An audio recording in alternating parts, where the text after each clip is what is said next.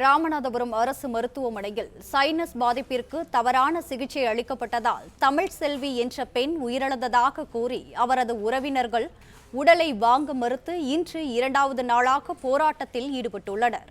இது தொடர்பான கூடுதல் விவரங்களுடன் இணைகிறார் எமது செய்தியாளர் பிரபுராவ். வணக்கம். இது குறித்தான விவரங்கள்.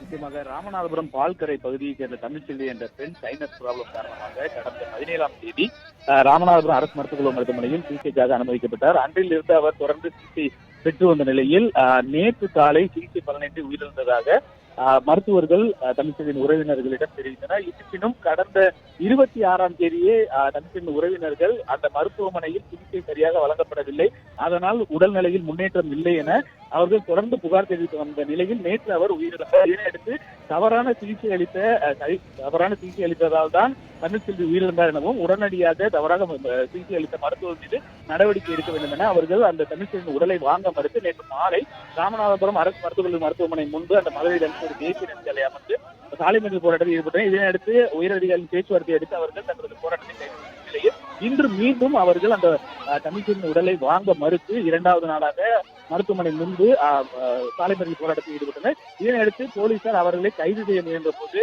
போலீசாருக்கும் உறவினருக்கும் இடையே தள்ளுமுள்ளி ஏற்பட்டது. இதனையடுத்து அந்த உறவினர்கள் மீண்டும் மருத்துவமனை வளாகத்திற்குள்ளே சென்றனர். இருப்பினும் இந்த சம்பவம் குறித்து ஆட்சியரின் கவனத்திற்கு கொண்டு செல்லப்பட்டது. இதனையடுத்து இன்று மாலை சுமார் ஒரு 4 மணி அளவில் மாவட்ட ஆட்சியர் சிவகுரு பிரசாத்துடன் உறவினர்கள் பேச்சுவார்த்தை நடத்தினர். அதன் பின்னர் உடலை வாங்குவது குறித்து முடிவெடுக்கப்படும் என அவர்களின் உறவினர்கள் தெரிவித்துள்ளனர்.